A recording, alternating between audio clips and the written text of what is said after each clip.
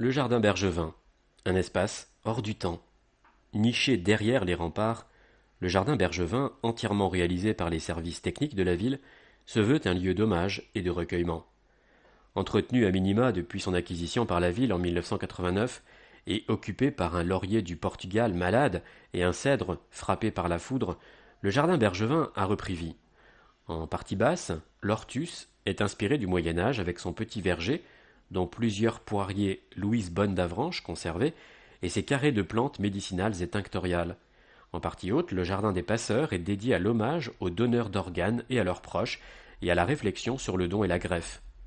En 2015, j'ai évoqué à la municipalité la loi bioéthique qui prévoit de rendre hommage aux donneurs d'organes, nous relate Olivier Delachenay, infirmier coordinateur de prélèvement d'organes et de tissus du centre hospitalier Avranches-Granville et président de l'association Corps à Corps.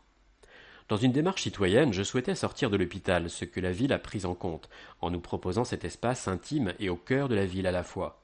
Et Jean-Marie Legout, le président de l'Association pour le don d'organes et de tissus humains, ADOT 14, d'ajouter « C'est un jardin public au cœur de la vie. Quel symbole et quelle reconnaissance !» L'œuvre d'art de François Attilie, financée en partie par les deux associations et le mécène Crédit Agricole, ainsi que les plantes choisies, ancrent le lieu dans la symbolique et la réflexion. Virginie Leroy, la responsable des espaces verts, a fait un travail remarquable dans le choix des végétaux, tient à souligner Jérôme Chapalin, le directeur adjoint des services techniques. Un buis a été transplanté, un rosier a été créé, et tous évoquent la greffe. Un chantier dont il se souviendra longtemps.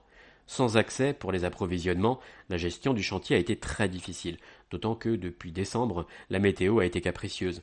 Pluies abondantes pendant le terrassement, neige et gel au moment de la maçonnerie et un manque d'eau après le semis du gazon. Pour autant, les 40 agents techniques qui sont intervenus ont exécuté ce projet avec brio.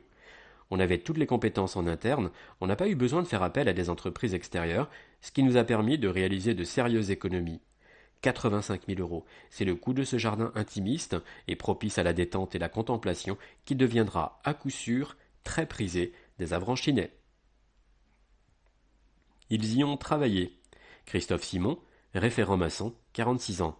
Grâce à ce chantier, j'ai appris à faire du béton micro-désactivé et réalisé pour la première fois un pavage en granit dont je suis très fier.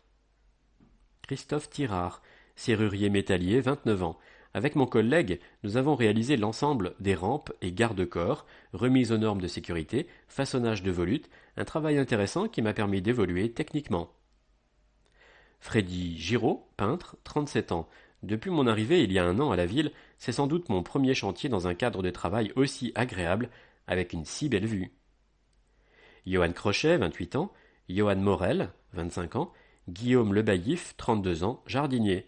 Entre l'accès compliqué qui ralentissait l'avancement des travaux et la météo, le travail n'a pas été facile. Mais au final, c'est un beau résultat. Le jardin n'a rien à voir avec l'ancien.